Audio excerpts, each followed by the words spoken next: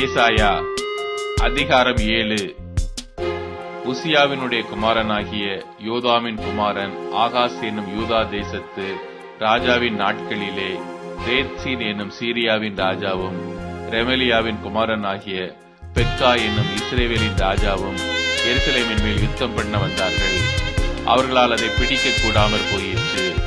சீரியர் எப்பிராயிமை சார்ந்திருக்கிறார்கள் என்று தாவீதின் குடும்பத்துக்கு அறிவிக்கப்பட்ட போது ராஜாவின் இருதயமும் அவன் ஜனத்தின் இருதயமும் காட்டிலுள்ள மரங்கள் காற்றினால் அசைகிறது போல் அசைந்தது.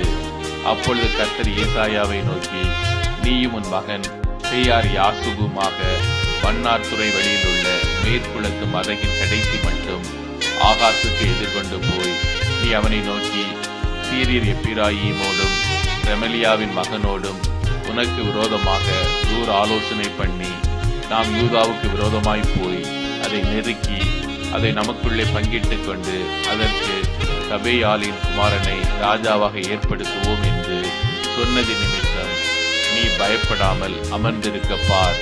இந்த 2 புகைகிற கொள்ளி கட்டைகளாகிய சீரியரோட வந்த ரேத்சீனும் ரெமலியாவின் மகனும் கொண்ட உக்கிர கோபத்தின் நிமித்தம் உன் இருதயம் துவள வேண்டாம்.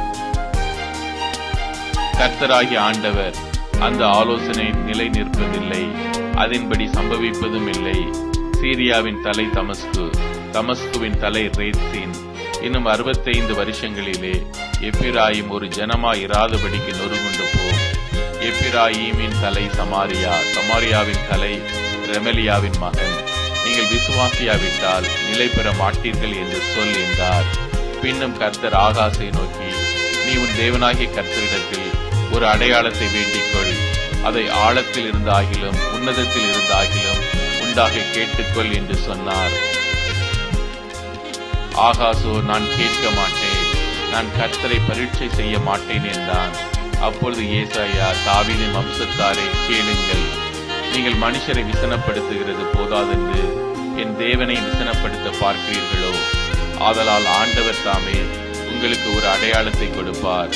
இதோ, ஒரு கன்னிகை கர்ப்பவதியாகி ஒரு குமாரனை பெறுவாள், அவருக்கு இம்மானுவேல் என்று பெயரிடுவாள்.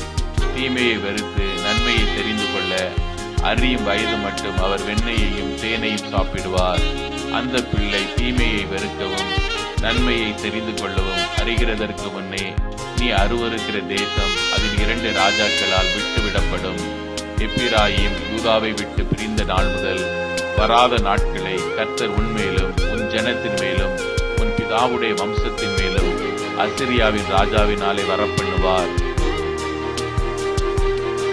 அந்நாட்களிலே கர்த்தர் எகிப்து நதிகளின் கடையாந்தரத்தில் உள்ள ஈயையும் அசிரியா தேசத்தில் இருக்கும் தேனியையும் பயில் காட்டி அழைப்பார். அவைகள் வந்து ஏகமாய் வனாந்தரங்களின் பள்ளத்தாக்குகளிலும் கண்மலைகளின் வெடிப்புகளிலும் எல்லா முட்காடுகளிலும் மேய்ச்சல் உள்ள எல்லா இடங்களிலும் தங்கும். அக்காலத்திலே ஆண்டவர் கூலிக்கு வாங்கின சவரகன் கத்தியால், அதாவது நதியின் அக்கறையில் உள்ள அசிரியா ராஜாவினால் தலைமயிரையும் கால்மயிரையும் சிறைப்பித்து தாடியையும் வாங்கி போடுவிப்பார். அக்காலத்தில் ஒருவன் ஒரு இளம் பசுவையும் 2 ஆடுகளையும் வளர்த்தால் அவைகள் பூரணமாய் பால் கரைக்கிறபடியினால் வெண்ணெயை சாப்பிடுவான். தேசத்தின் நடுவில் மீதியாய் இருப்பவன் அவனும் வெண்ணெயையும் தேனையுமே சாப்பிடுவான். அந்நாளிலே 1000 வெள்ளிக்காசு பெறும் 1000 திராட்சை செடியில் இருந்த நிலமெல்லாம் முட்செடியும் நெரிஞ்சிலும் ஆகும். தேசமெங்கு முட்செடியும் நெரிஞ்சில் உண்டாயிருப்பதினால் அம்புகளையும் வில்லையும் பிடித்து அங்கே போக வேண்டியதாயிருக்கும்.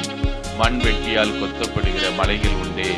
முட்செடிகளுக்கும் நெரிஞ்சல்களுக்கும் பயப்படுவதினால் அவைகளில் ஒன்றிற்கு போகக்கூடாமையினால் அவைகள் மாடுகளை ஓட்டி விடுவதற்கும் ஆடுகள் மிதிப்பதற்குமான இடமாயிருக்கும் என்றான்.